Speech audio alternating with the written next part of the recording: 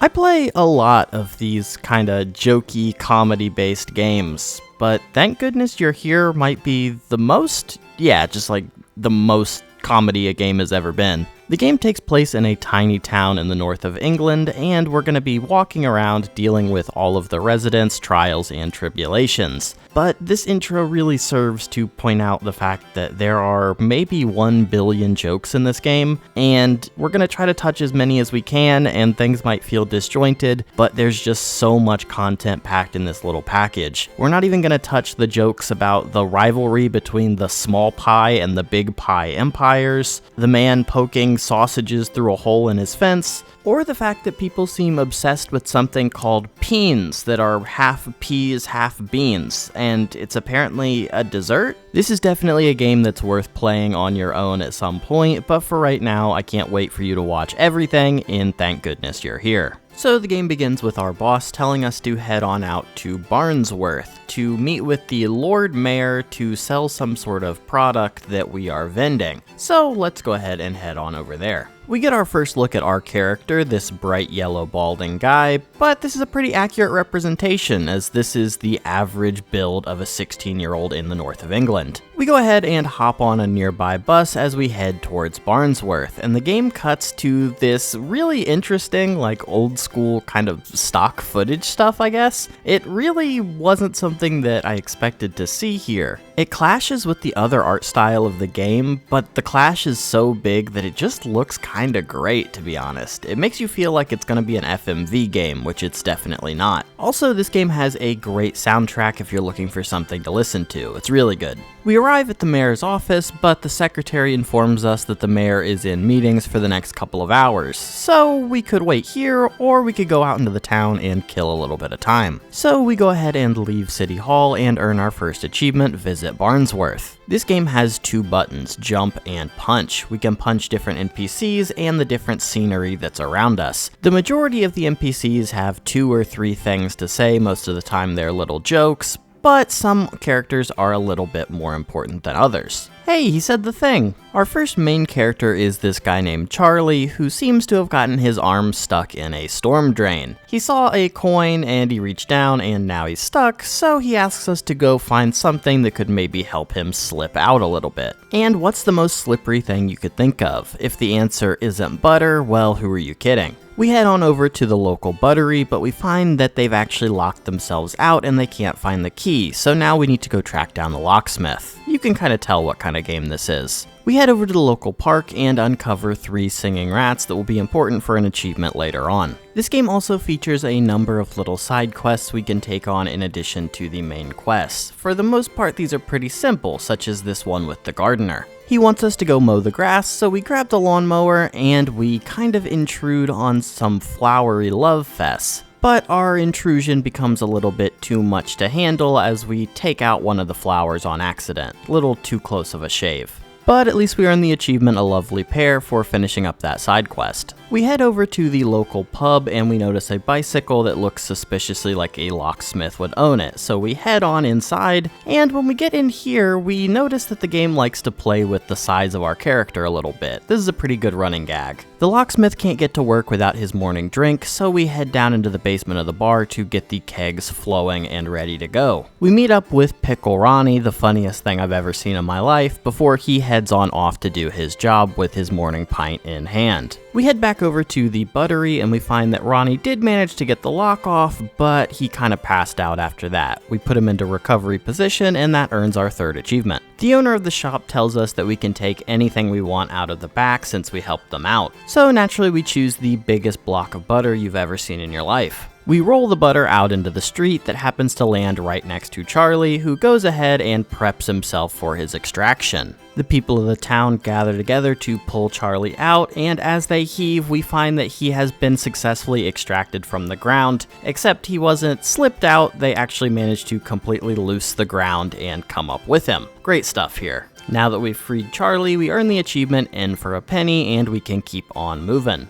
And now that Charlie took that big chunk out of the ground, we can actually hop into the hole and make our way into the next area via the sewer system. Our trip through the tubes has led to us coming out in a fish and chips restaurant, but the fryer is down, so the mechanic is working on repairing it, but some of his tools seem to have gone missing, so that will be our next big quest. And now that we're in the second area, let's take a look at one of the best jokes of this game, this driving instructor with this car that is barely moving forward and backwards that will appear quite a bit throughout the rest of the game. We walk into the local grocery store and we once again hear the title of the game, so we know we've got another quest to work on in here. Carrie wants these shelves cleaned up, and our moveset is actually perfect for that, which earns us our next achievement, a fine mess, for cleaning up those shelves. Now it's time to get back to looking for those tools though, so we head south on Bumberly Close. Eventually we end up on a roof where we get stuck in a chimney, and thankfully chimney sweep is one of the most common jobs in England, so they can go ahead and launch us on down. Unfortunately, that ends in us absolutely destroying this poor man's home with all of the soot we pushed out of the chimney, but at least he took it pretty well. And just as we're leaving that guy's house, we run into the gardener again, who has another quest for us. He's trying to grow a tomato, but his hose isn't working, so we need to track down the way to get the water flowing again. We hop down the local well, but we find that it's completely dried up, and the hose actually seems to run further into the town. We continue on following that hose, and we come to a fish shop, which is what the hose is actually attached to, so we go ahead and turn the water back on. And hey, what do you know, this fish shop is actually exactly where we needed to be, because one of the fish has a wrench in its mouth, so when we're setting up the display, we knock it right into that old mechanic's hands. Pretty convenient. Now we're in an open air market sort of place, and there's a lot of shops here, but the one that catches our eye the most is for sure Sam's Hams. Inside old Sam's Hams, we accidentally step into a meat grinder, which launches us out onto this giant sausage making machine. Way more meat than there was, weirdly. The sausage actually got so far out of hand that we ended up one street over, but at least we have some progress now. And while walking around on the next street, we get our first look at that driver's ed car once again. They basically use it to block off all of the paths that they don't want you to access at that moment, so it's a really good tool they utilize perfectly. This area also has the third and final set of rats that we pull out, they sing their song, and we earn the achievement, the Rat Pack. And that leads us to the main issue of this area. Over at Big Ron's Big Pies, he has messed up his pie making process a little bit. He is completely out of meat, so he needs us to run over to Sam's Hams to grab him some meat to get his pies going before he has a mutiny on his hands. But of course we can't just walk straight back to Sam's Hams, we have to take a roundabout route which takes us back to the gardener. We get the tomato filled up with water and there's only one step left. We need to go track down some fertilizer to get it fully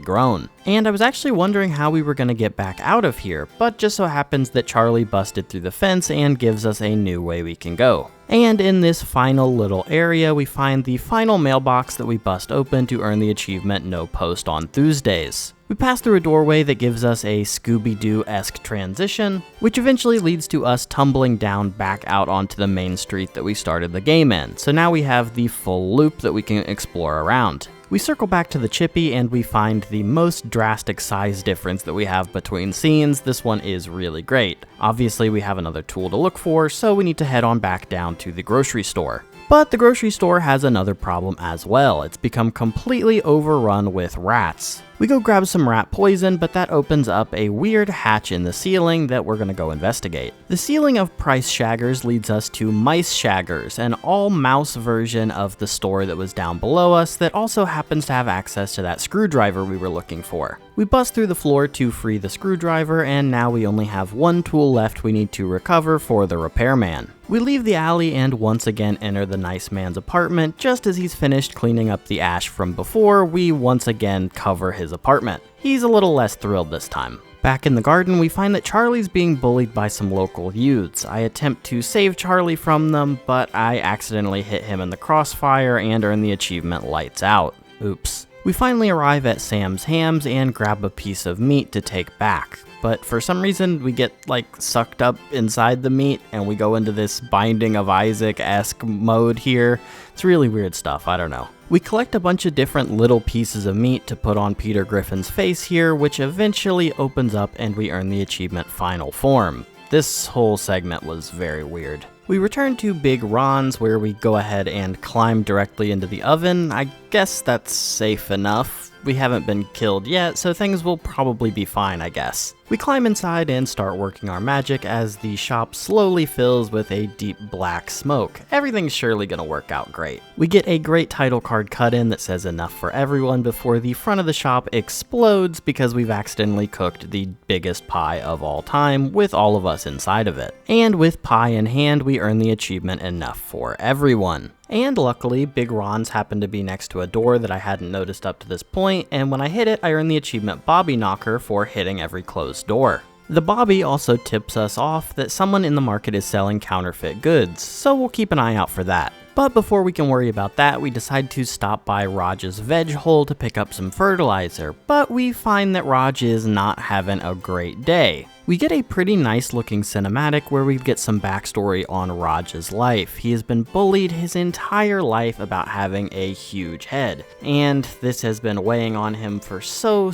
long, and today he has finally snapped and he's mad at everybody. But at least we can grab our fertilizer and get out quick. And when we exit Raj's this time, we find a completely unsuspicious man who flees into the alleyway when we look at his watch collection. He climbs over a garbage bin that's being guarded by the Brigadier Bean Tin, so we need to satiate him first before we can proceed. And it just so happens that in a window above Brigadier Bean Tin, there are some beans waiting to be pushed down, so we head on up and push those down to earn the achievement The Beans Are on the Windowsill. This was weird also, I don't know. So Brigadier Bean Tin's life inside of this dumpster is a weird one. Again, not really sure what's going on here, but now that he's satiated, we can pass through into the alley, and when we jump through the alley, we lead back into the bar. So that really shows how small this town is. When we emerge into the bar, we find that the scammer is trying to sell some coasters to the barman, so we are once again hot on his trail, but he runs out ahead of us.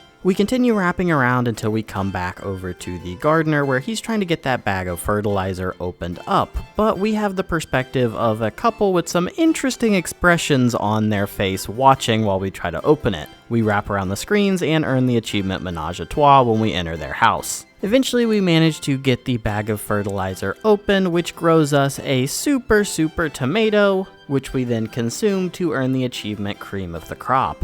After that, we head down to the riverbank to pick up the third and final of the missing tools. This one isn't even really a mini game like the other ones have been. We basically just hop down into the water and pull the hammer up. But we're done now. And with that quest knocked out of the way, as we continue walking on down the bank of the river, we earn the next achievement Friend of the Forest for meeting all of the animals, ending with a couple of ducks. And when we loop back into the city, we see a large collection of some pretty mean flowers that of course we destroy to earn the achievement Green Fingers. Back at the Chippy, we are once again shrunk down to our super small state where we can climb into the fryer and start knocking some stuff around until we can eventually get the machinery running once again. The owner of the shop and the mechanic celebrate everything being back online once again, but when they discuss where the oil actually drains out to, we get a cutscene that appears to be right at the center of town where the game begun. Oops. But at least we earn the achievement Open for Business for finishing up at the Chippy. And now that we've finished up that main task we've been working on, it's time to pick up another one. We find a sad man who's trying to enjoy his afternoon tea, but he's a little bit milk shy, and we're gonna have to go pick up some milk for him.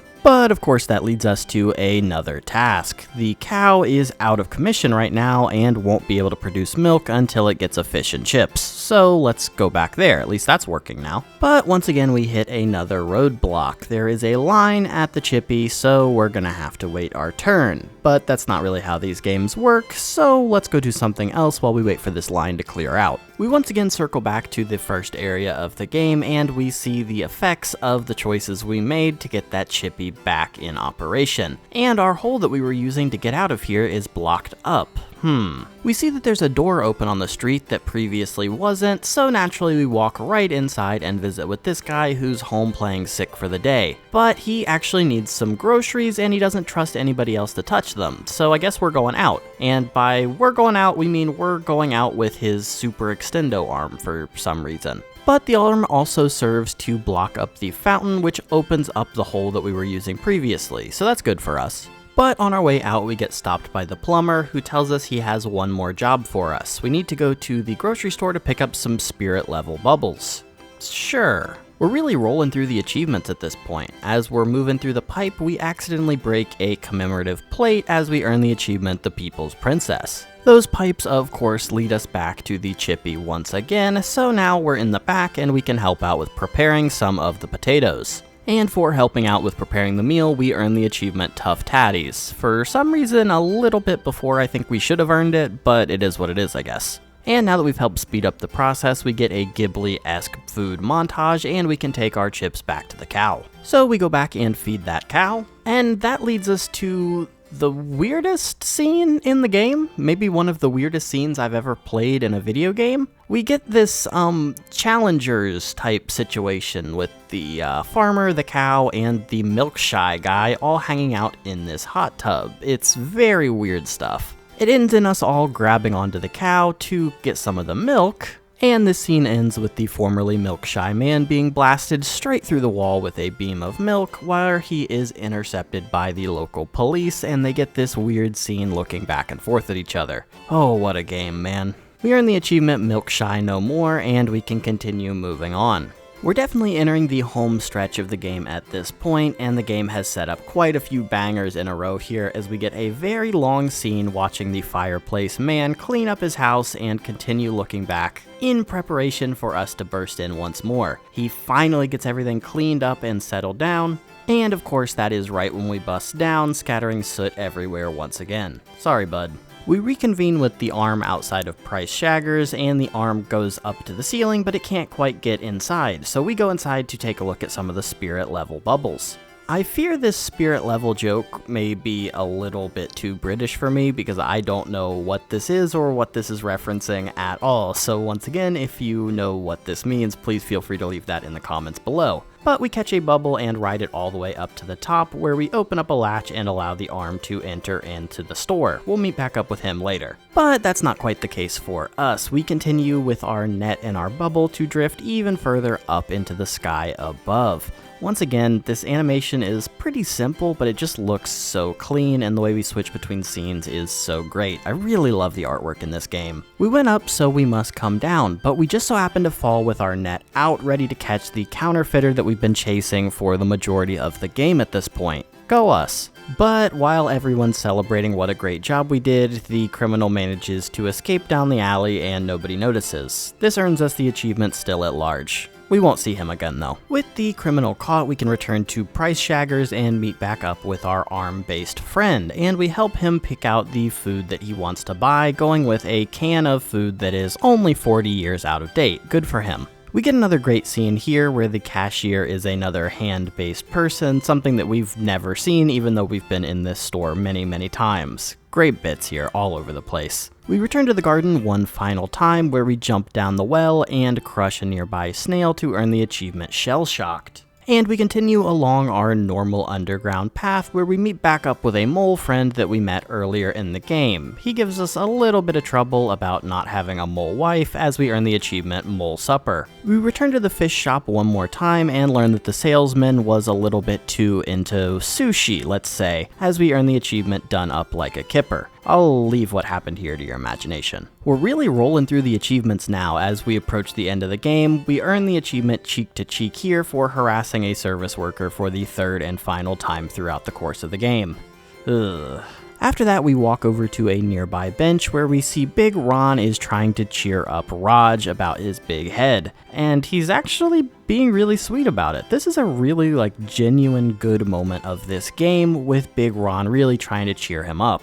And it gets even better as we return to the pub for one final time, and we see that Raj has been invited out to hang out with all of the old men that we've met throughout the course of the game. Really sweet stuff, honestly. We knock on the policeman's door one more time where he throws an egg at us, which earns the achievement The Old One too. Like I said, we're really flying through them at this point. And finally, we return along with the arm to the man that is sick in bed, where we can push his new soup breakfast all over him to earn the achievement Breakfast in Bed. Naturally, this meal was prepared by a hand that doesn't have eyes or a face or anything, so it accidentally prepped way too much, which leaks down into the apartment below, where this nice lady collects a big pot of it to serve for dinner. And I don't think I've ever met either of these people throughout the course of this game, but for some reason when this happens, we're downstairs ready for dinner too. But we can't eat dinner quite yet because the cuckoo clock is broken and they look at us expectantly to fix it. This starts one of the craziest ending sequences to a game that I've ever played. It's this weird rhythm-based game where we need to go around and help all of the people that we've met up to this point with all of their problems once again with rapidly switching screens. And normally I don't just leave the raw footage of the game in without adding any commentary to it,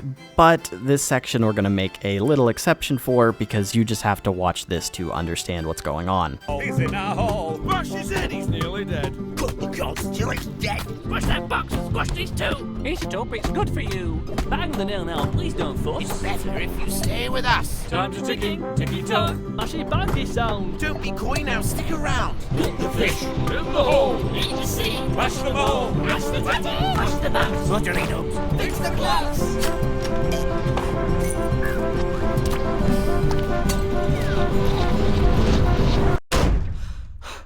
Yeah, that was, definitely something. It eventually ends with us returning back to the courthouse just as the mayor is ready to see us again, but oh no, he's lost the mayoral mustard, so now we need to go on a quest for that. Just kidding, the game ends and we earn the achievement, thank goodness it's over. This was a really fun game and we've got a couple more achievements we need to grab now, so let's start once again. Now this game was broken into chapters, so I kind of expected there to be a chapter select when we went back to the main menu, but there actually wasn't, so we're going to be starting from the very beginning once again. Obviously, we're not going to include most of the story here, but the first thing of interest here is that I actually managed to duplicate myself while doing the little pie minigame. I don't know how this happened, but there's definitely two of me on the screen right now, so that's interesting, I guess. Achievement number 29 is something that was a long-running side quest from the beginning of the game that we just completely missed. We earn the achievement Everything Must Go for helping this guy named Nick set up a nice little store he can work in. Achievement number 30 is called Think Fast, and I actually don't know how I didn't unlock this one the first time through because I'm pretty sure I did the requirements. But anyway, we return to the bar and Larry begins listing off all of his favorite drinks, which leads to him listing off some things that aren't drinks, and we get a scene that is the signs that you're having a stroke, and the fast method that you can use to determine if someone is having a stroke. And this is, you know, a pretty straightforward joke, but the T being time to call the Coast Guard was very, very funny and actually made me laugh out loud. And our final achievement for this second playthrough is called Spill the Beans for returning to Nick's shop and knocking over this can of beans this man was cooking. Sad. And our final achievement of this game is a pretty classic one as far as games like this are concerned, where we're in a waiting room to start out with. If you don't do anything, you continue sitting in your chair and you wait a whole 15 minutes. Eventually the mayor will come out and say, "Oh, how long have you been waiting here? Time to come inside." And then we get invited in and the story plays out the way it did in the first run through of the game. But we earn the achievement Patience is a Virtue for waiting that 15 minutes, and now we can say we have done everything in Thank Goodness You're Here. So how did we do? It took me about 5 hours to finish this game, which could definitely be cut down. I had to replay through the whole story basically to get those achievements that I missed out on. So if you missed things that were a little bit earlier on in the game and you managed to get those continuity achievements throughout the game, your time would definitely be faster than 5 hours. But as far as the actual story of the game, it gets a hard recommend. I mean, it's like it was made for me. You know, this great sense of humor. I love these funny, jokey type games. And obviously I've played a ton of these kind of point and click, but not point and click style games as well. I really love the humor of this game. I looked, the developers of this actually have one project on Steam before this, but unfortunately it doesn't have Steam achievements. That prior game is free though, at least, so if you want to check out some of the work these devs have done before paying full price for this game, you can probably check that out, and again, I haven't played it, but it's probably pretty strong as well, I would assume. But as always, I hope you really enjoyed watching this video as I really enjoyed playing the game and making it, and I hope to see you in the comments down below if you have any comments, want to explain anything that I missed, or if you want to recommend any games you want to see me check out in the future. As always, thanks so much for watching, and I hope to see you next week as well. See you!